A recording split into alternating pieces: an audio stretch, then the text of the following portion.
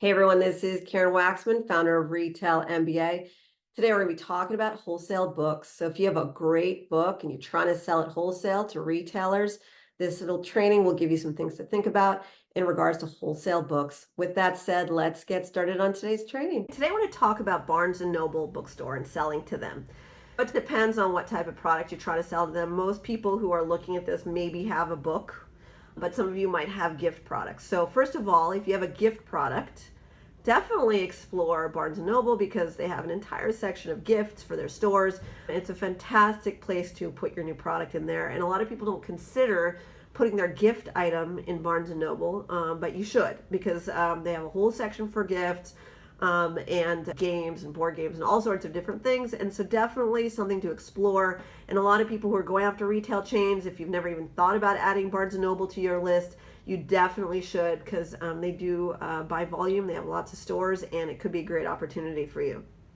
Now, if you have a book and you want to sell to Barnes & Noble, obviously there's a lot I can say about that. But a lot of times, I'll give you some quick tips and strategies. They tend to work with distributors who put products in those books in those stores and so forth. And so you got to find generally for books, you got to find a distributor who sells into Barnes & Noble and so forth. You can sell to them directly, but a lot of times they like to work with distributors for various reasons.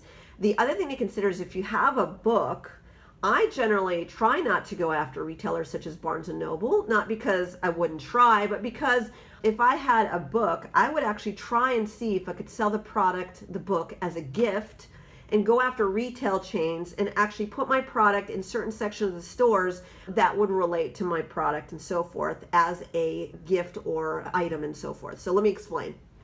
So say I have a book on, I don't know, being a vegan or having a cookbook or something like that. So say I created a book that's like that, right? So what I would do if it was me is obviously I try and go after the Barnes & Nobles of the world, and I would try to get a distributor and so forth, but I would also consider going after retail chains, anywhere from Target to even grocery chains, and I would reach out to them, and I would actually reach out to the section of the store that the product is relevant for. So not necessarily the book section of the store, but for the buyers who are responsible for maybe the grocery section. Could your product, could your book fit in the grocery area? Could it be next to, I don't know, the bananas? Does it make sense? What is it about your product? If it is a cookbook, what part of the grocery section could it fit in?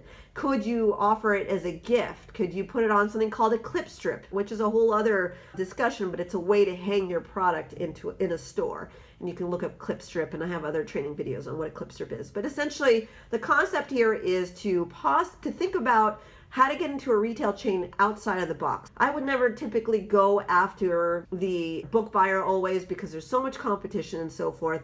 I would see if my product could be a great gift item. I would try and go after the buyers who are responsible for sections of stores that the product would make sense. Again, if it is a cookbook, could I reach out to the grocery buyer and see if my product could fit in some section near the vegetables and so forth, if it made sense for my product and so forth? A lot of times you'll see that there are interesting cookbooks and so forth in that section of the store, and it does work. It's like kind of cross-pollinating. There's a lot more to this. Obviously, this is a 3-4 minute video. I could go on and on exactly how to do this and so forth, but I wanted to get you to think about if you had a book, could you create it, sell it as a gift? Can you put it in certain sections of the store that is not in the book section? That's how a lot of people make money as a book. They turn it into a product, and where can they fit that product and so forth into a store?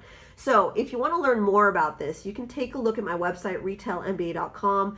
I actually have a free training program that you can sign up to via email. And again, it's free and it's a very powerful training series. So definitely sign up for that. It'll give you a lot more information than this short video. Also, if you want to learn exactly how to approach, pitch, and sell your book or your gift item to retail chains now, definitely check out my Retail MBA Training Program. That's the full program. The information about that is on my Retail MBA website as well. So there's a free option, there's a paid option, whatever you want to do, just learn more. Highly recommend you just going after retail chains as efficiently as possible, because there's just a lot of money in retail and you just need to know strategies. So anyways, I hope this little video helped, got you thinking about books and how to sell them to retail. Again, Karen Waksman, Retail MBA, and please be on the lookout for the additional videos that I create. Thanks so much.